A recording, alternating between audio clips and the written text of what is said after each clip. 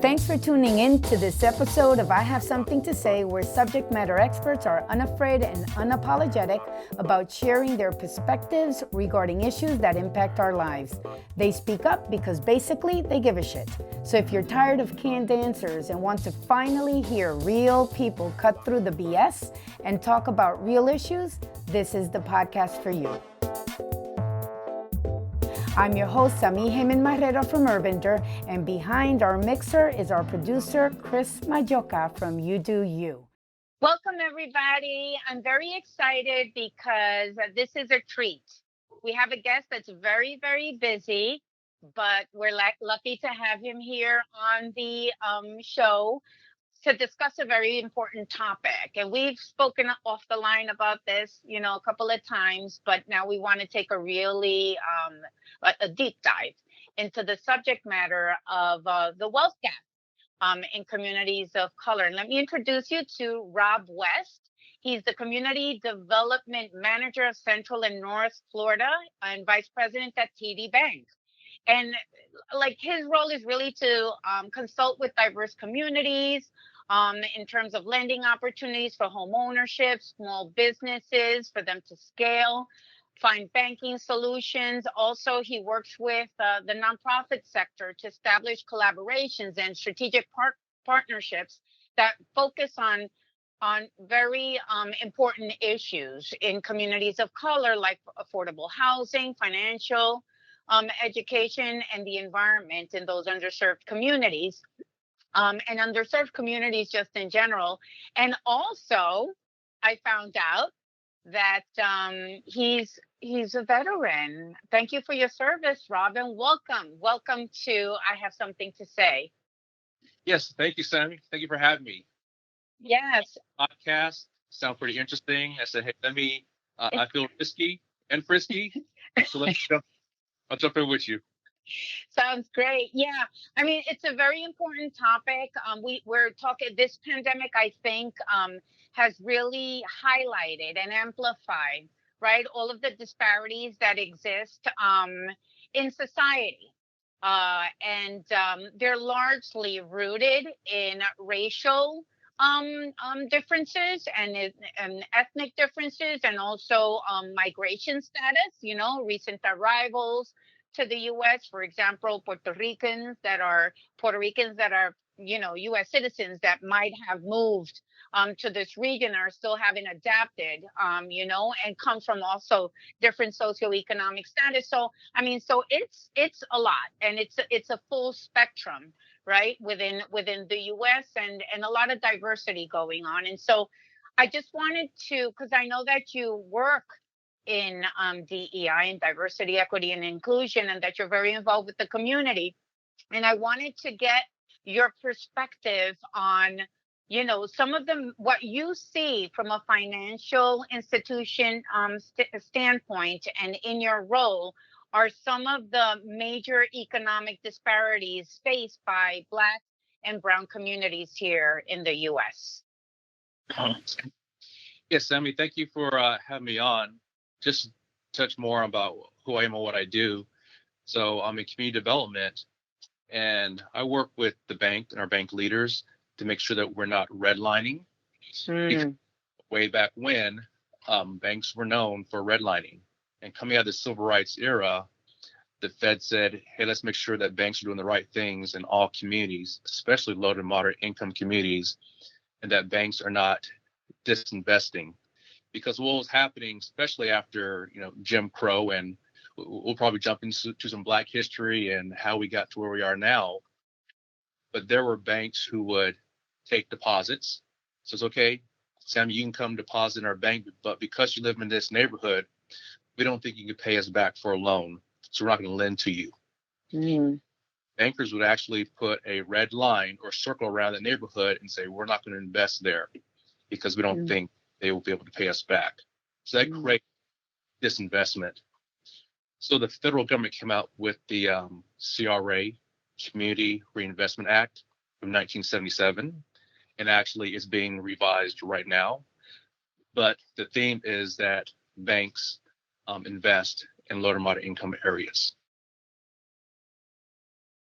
And that's the major role Yeah, that, that's what I. that you have. Yeah, that's fantastic. Okay, great. So we know the barriers of access, are there. So what are some of the things that people need to line up from a financial standpoint to start a business, for example, on the right footing? I thought about this a lot, especially, my role. I've been in my role for 2 years, but I've really thought more about it during the pandemic and also social injustice, especially seeing George Floyd, and really looking into how do we create generational wealth. Because you look at people of color, um, they don't have money or funds or property or anything they could will to their kids. So if you look at those who are wealthy and also those who are white, they probably have had a home, so that creates equity. They've had a business that creates equity, or they have insurance, and that's equity, and that's willed down or inherited. So, just give you some stats. You probably know some of these, but when you look at the wealth gap, and we'll look at the median household net worth of whites is 171,000. Okay, 171,000. For blacks, it's 17,000. Wow. Or Hispanic, we'll say Latinx, Mm-hmm. 20,000. So it's almost 10 times less wealth Mm-hmm. you have. So really what I talk to people about, especially people of color, really only the way to grow wealth is through home ownership or entrepreneurship. And when you look at home ownership, there's another crazy stat. So 75% of whites own their home. For Black Americans, it's about 40%. For Latinx folks, it's about 50%. So what happens when you have a house? I'll tell you about the first house that I had. It was when I got out of the Marine Corps. I used the GI Bill to go to school, get my master's. I also used the VA loan to get a house, and that was a great program.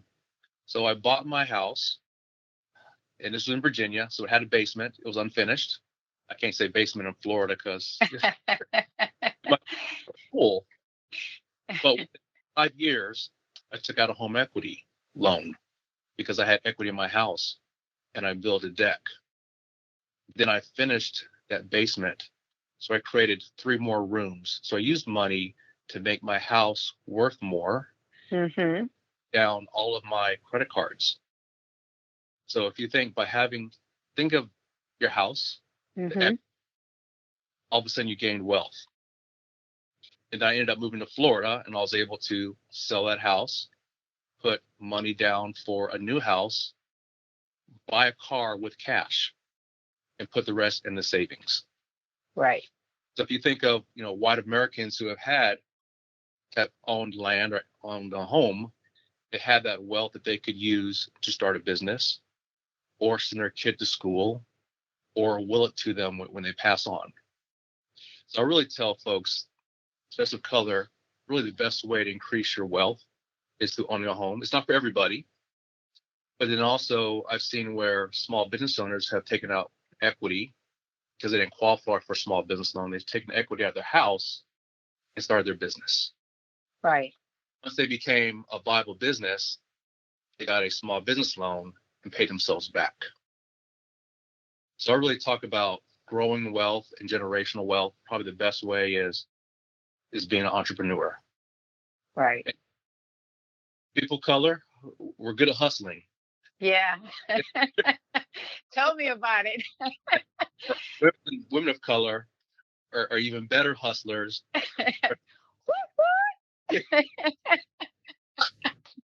So I also talk about, not just being a hustler, but being a viable business. Yeah. And I'll tell you, Sammy, we participated in the PPP loan, the Paycheck Protection Program, and we probably did about 6 months of loans in about 6 days. But a lot of people of color didn't qualify. And one of the biggest qualifications was proving your payroll. You think that's something pretty simple? Yeah. Black and brown business owners didn't have an accountant, or they didn't manage their payroll, or they didn't have an accounting process. So they couldn't prove that they had payroll to receive money to pay their employees or pay themselves to continue on. Right.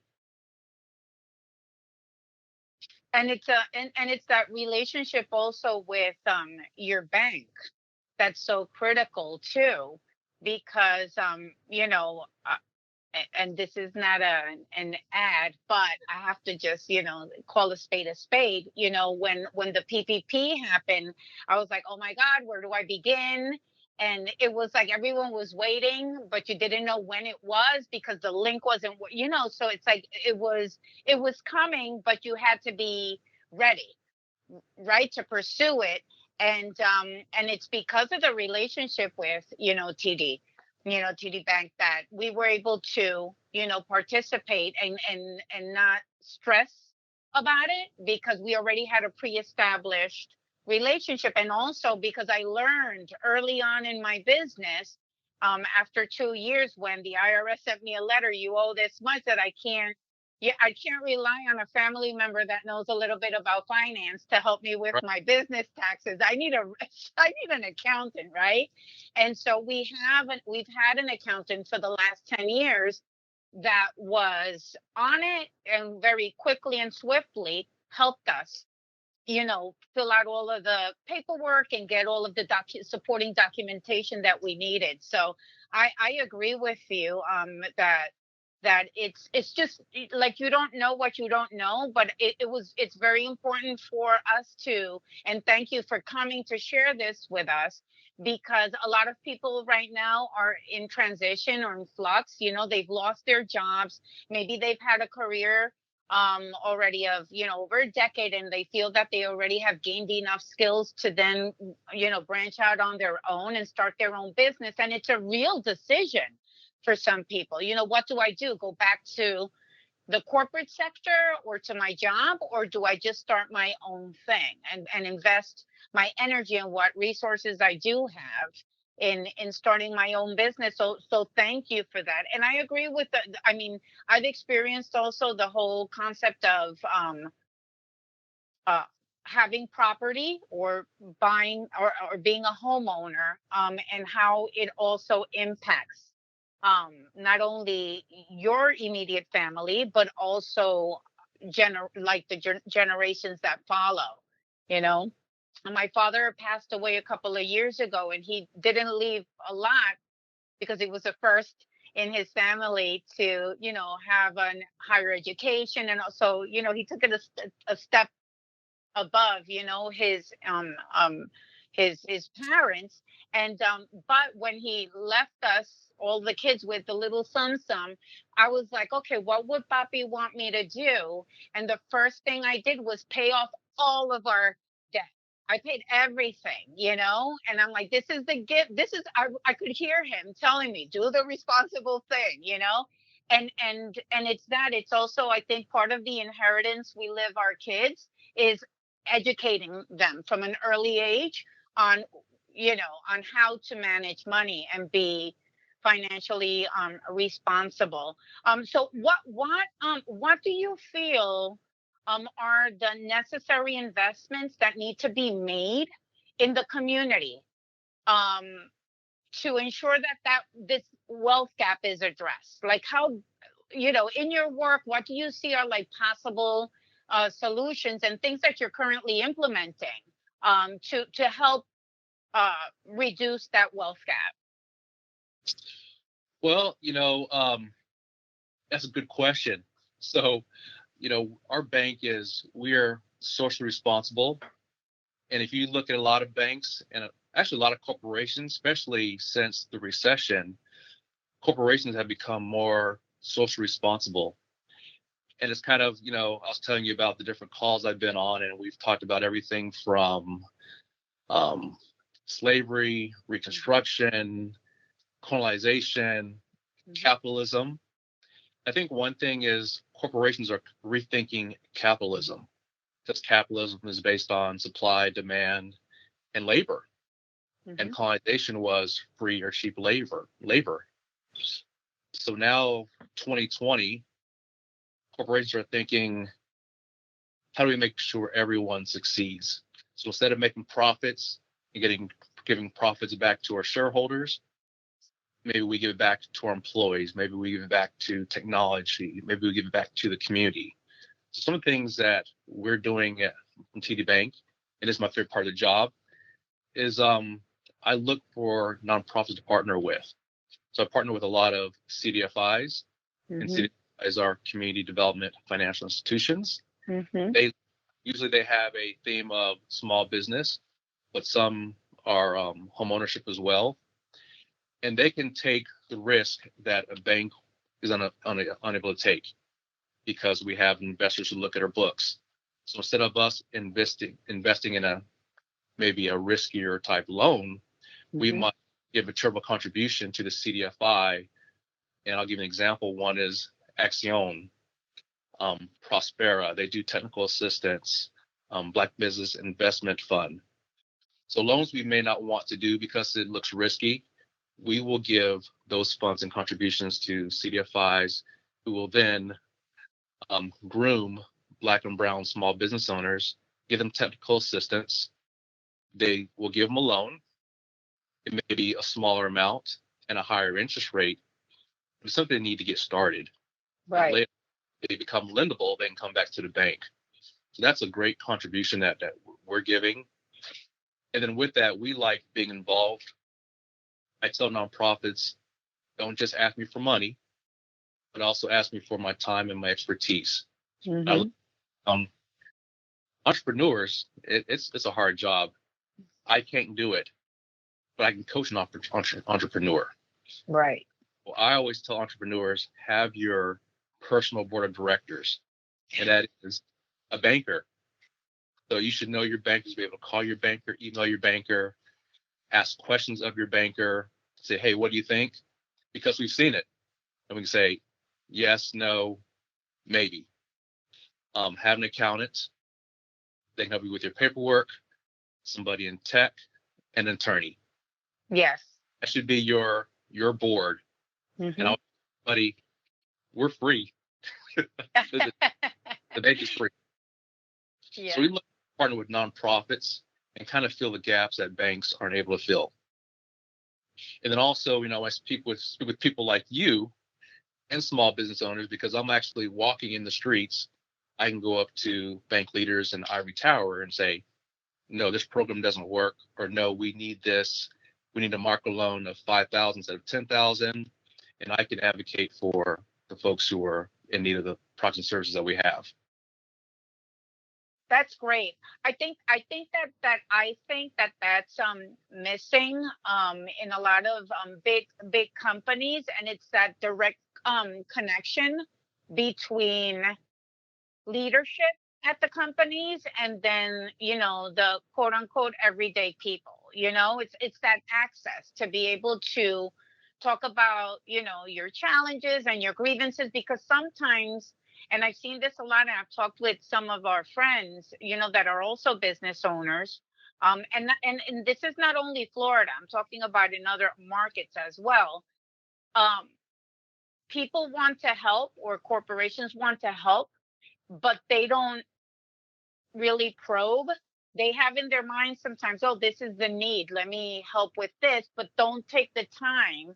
Right. And that's why we've had these conversations of like, what I have an idea of what can help you, but what are you what are you really challenged with right this second, and how could I perhaps help make it better?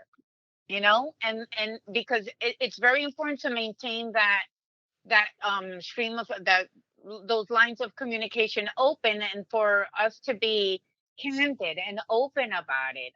Sometimes I feel in some markets, I gotta say here in Florida, it gets a little bit like you feel that divide a little bit. It's classism. Not so much racial or ethnic or cultural, but you feel, what I'm talking about, right? You feel it. You go into some spaces and you could feel that, oh, wait a second, I don't belong. Not necessarily because I'm not, welcome from a cultural standpoint as a Latina, for example, but it's because I don't know, it seems a little bit clicky, or I don't have, it's not an approachable environment. I mean, have you seen that? Because I felt it, but have you seen that? And I'm glad that you're addressing it, because we've had conversations, and I know that your team does. You really, like, literally, like, I have my banker's cell phone number. It's freaking awesome. And so have you, how do you counter that? As what would you recommend people that find that kind of connection barrier? So I'll tell you, I'm on our bank's diversity inclusion council. Mm-hmm. So about 2 years ago, we made a really big deal, or a bigger deal, of diversity and inclusion, because we looked at the Diversity Inc. magazine, and we were ranked 36, I believe. Mm. Last year we moved up to 19. Now we're up to 18. Mm. So that's, one determinant, because we look at, or Diversity Inc. looks at Fortune 500 magazines and their Diversity Inc. ranking, and there is a correlation between diversity inclusion and a business case. I will tell you, since George Floyd, I've been more vocal in talking about diversity inclusion should be more than a business case. It should be a moral case. Mm. So I'm actually stepping outside of my box a little bit, and I think it's relevant just because of the issues that are happening due to COVID-19 and Black and Brown communities, as well as other injustices. Mm-hmm. So our Diversity Inclusion Council, our 5 diversity pillars are veterans, which I'm the chair of; minorities in leadership, which they just made me a chair of, chairs; women in leadership; individuals with disabilities, Mm-hmm. and I always get it wrong. I'm going to say it right. GBTQ2+. LGBTQ, yes. Yes, LGBTQ plus, yes. yes, we have like five Yeah, characters. yes. And we've determined that if we can help those diverse communities, then we help everybody. Yeah. So I'm really standing up, advocating for people of differences Mm-hmm. from our customer base. Because it was funny, when I was a branch manager, my branch was on a line. Mm-hmm. Street was wealthy. One side of the street was LMI. So I had customers of all classes. Right. And when the Black people would come in and see me, they'd go, thumbs up. I'm like, come on, man. But those things do make a difference. Yes. See that people of color are in leadership positions, or they're in the community, that makes you want to spend your money differently. That makes Mm-hmm. helping all diverse pillars, but then I'm also looking internally, because even though we're ranked 18th diversity inclusion, I kind of took a closer look, Mm-hmm. and I said to some of our leaders, it's like, when we have board meetings, I'm the only person of color. Mm-hmm. Or there's a board meeting, there's no one who's gay. Mm-hmm. Or I'm the only veteran, Mm-hmm. versus we think we are. So we're trying to take a deeper dive into how we recruit. So if we're only recruiting from Florida State, University of Florida, we're not being inclusive. But if we bring in FAMU, some technical schools, community colleges, we're getting a more diverse candidate. Also, for our hiring practices, we're making sure that we have 30% diverse representation. So think about that. Mm-hmm. Most recruiting is done by artificial intelligence. So we post a position, 100 people send in their resume through LinkedIn. Our AI pulls out keywords: Mm-hmm. leadership, community service, but there may be keywords that people of color don't use. So all of a sudden, when it gets to who we're going to call back, certain people aren't being called back. Now we're taking a further look into diversity inclusion and looking at all the applications. Mm. And then as we talk to the hiring manager, I come in as a consultant and I say, this person just got out of the Army. This is what the capabilities are. Even though it doesn't say banking, they can be a banker. They can be a bank Right. man. So we're being more intentional. So we're looking at how we recruit, how we maintain, and how we promote. And I'm also mentoring people of color in our bank to be the next leaders. So I have a great job. I don't That's sleep. awesome. That sounds, yeah, it sounds amazing. Yeah, and I think that's what we need more. We need more. So it does make a difference when organizational leadership wants to include more leaders that look like us, right? And that Right. that truly represents the community, but also leaders that are as cool as us too. That you don't get into this position, then all of a sudden become all stuck up and don't want to deal with with everybody, because that happens too. So that's the call to action. Wherever you are and whoever you are, when you have an opportunity, right, to edify others and mentor, just please do it. Don't forget, where you came from and how you can maybe, help push the needle too by speaking up. I have to tell you, Rob, the same here. I tend to be pretty forthcoming.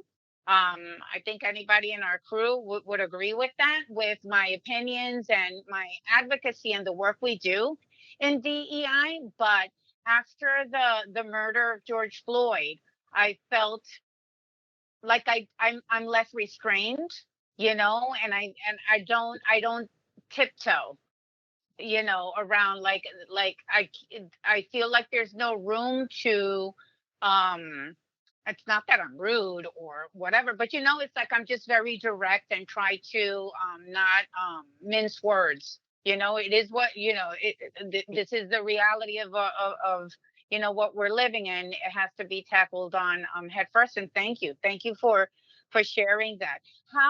How was that transition for you, from the military into the workforce in like the corporate sector? It was pretty easy for me. So I'll give you my military slash college story. Actually, my military story starts with my father. My father was in the Marine Corps for 20 years, so I grew up on military bases. But he dropped out of high school when he was in, I think, 11th grade, so he could work, help his mom, take care of his family. And he actually saw a Marine walking down the street. He was a recruiter, and he had gold jump wings. And my dad goes, "How do I get that?" And the recruiter said, "Let me tell you." So this was like 1960. My dad joined the Marine Corps. He got his GED. He ended up going to jump school, and he got those gold jump wings. So he always instilled into me, work hard and read. It's kind of funny too, because he never went to college, but he was always taking a community college course. Where it was like, yep, small engine. He was always reading a book, reading the newspaper. Mm-hmm. I learned that from him. Work hard and read. So I do a lot of reading. But he wanted to make sure that I was going to college, so I went to college. And while I was in college, I joined the Marine Corps Reserves, and actually I got activated for Desert Storm. Got to go over to Saudi Arabia, and the war ended. So came back home, graduated, and then I went full time in the Marine Corps for a couple of years. And the only thing they had available was recruiting duty. So I was a recruiter, and actually it taught me a lot about sales, production, and sales management. Very systematic. And this was 1990 something. Yeah, 19, yeah. Classic year. But back then, we would track how many phone calls you made, how many people you talked to face, how many events you had, how many people you knew in the community, whether it was a preacher, teacher, professor, business person, how many contacts. So we were networking and doing business development before it was called business development. Right. So when I was getting out of the Marine Corps, I had met some other recruiters, and I got into Walmart. So I was a manager at Walmart for a couple of years. My career went through big box retail, small box retail. Mm-hmm. Learned a lot about business there, which was awesome. So Walmart was very stressful, but I learned a lot about small unit leadership. Mm-hmm. I had a team of 100 big people, big group leadership, negotiating ledgers, profit margin, supply chain, Mm-hmm. everything. And then a bank called me and said, "Hey, we are going to this thing called sales. Most banks don't sell; they just do accounting-based stuff. Mm-hmm. Would you like to work for a bank? You don't have to work weekends." And I said, "Yes." So about 20 some years ago, that's how I got into banking. Wow. Wow, that's awesome. Yeah, because it's always interesting to see, people's trajectory because sometimes, from the unexpected or some people also get stuck on no, this is my path and don't see that sometimes you may have transferable skills that can apply to other industries. And so the recruitment aspect of your time in the military, right, lended itself to go into retail, Yeah. and then work from there. That's I very. Hmm. education. I wanted to be Yes. a recreation director or a teacher. Hmm. That led into I had a side gig for a while. I was a business professor. Mm. You use your hard skills and soft skills Yeah. no matter where you are. Yes. Absolutely. So we want to leave people with like takeaways. Like if there was one thing that you would, leave want people to be left with in this conversation, what would that gem be? So because I'm an educator, I would say educate yourself. Educate yourself on the industry you want to go into. Also educate yourself on the resources. There are a lot of resources. And I also talk pretty tough to black and brown folks too about they think the system is keeping them down. There's so many free things or low cost things that you could do, whether it's a small business development center. If you're a veteran, you have the GI Bill. There's a whole lot of resources that are available. Even through the pandemic, there's grants for small business owners. There's SCORE, who helps teach entrepreneurs the tricks of the trade. Hmm. So always read, always be learning. Yeah. That's very, very good advice. Yep. And we try to. And I feel like these types of exchanges are part of that too, Yes. because we learn from each other, from our experiences as well. I'm so thankful that you're here with us, Rob. Very happy that you were able to make time, and I hope that in the future we can have you again. Yes, I'd love to be back on. Thank you very much. Thanks for having me. This concludes this episode of I Have Something to Say. We want to thank you for tuning in. Don't forget to tell your friends about us. We're on Spotify and iTunes as well. There's more to come next week. And remember, if you have something to say, it's time to speak up.